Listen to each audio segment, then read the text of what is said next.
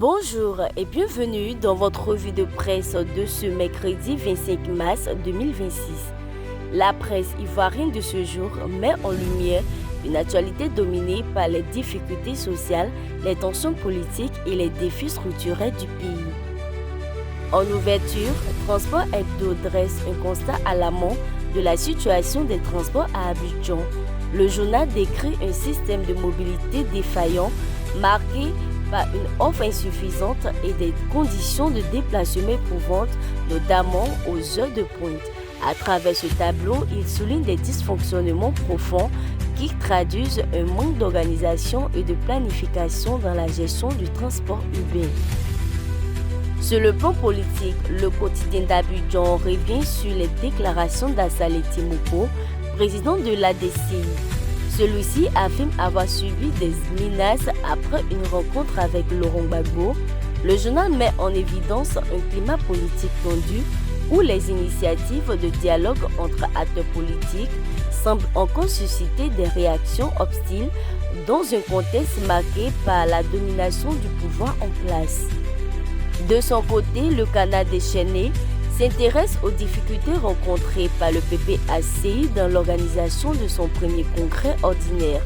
Le refus d'accès à certains espaces publics tels que le parc d'exposition et le palais de la culture est présenté comme un obstacle significatif, révélateur des contraintes auxquelles certains partis politiques ou d'opposition peuvent être confrontés.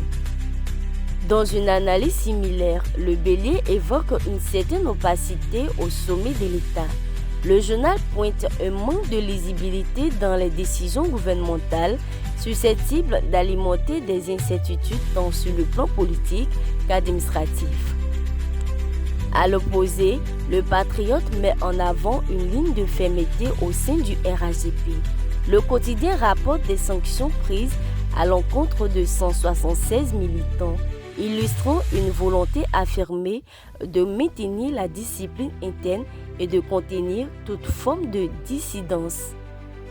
Sur le front social, l'Avenir adopte une approche plus optimiste en s'intéressant à la carte jeune. Initialement conçue comme un simple dispositif de réduction, celle-ci est désormais présentée comme un véritable levier d'amélioration du pouvoir d'achat des jeunes, avec des retombées concrètes sur le quotidien. Dans un registre plus controversé, l'Essor ivoirien rapporte attaque contre le président Alassane Ouattara, Jean-François Kouassi qualifié de véritable psychopathe. Et pour clore cette revue, la régionale se penche sur le secteur agricole et l'innovation numérique rurale. Un an après Sahara 2025, la digitalisation peine à atteindre les zones rurales. Le docteur Christian Polo affirme que l'avenir agricole de la Côte d'Ivoire dépendra de sa capacité à connecter durablement ses territoires ruraux, insistant sur l'importance de la technologie pour moderniser le secteur et réduire les inégalités territoriales. Merci pour votre fidélité. L'information continue sur l'œil de l'actualité.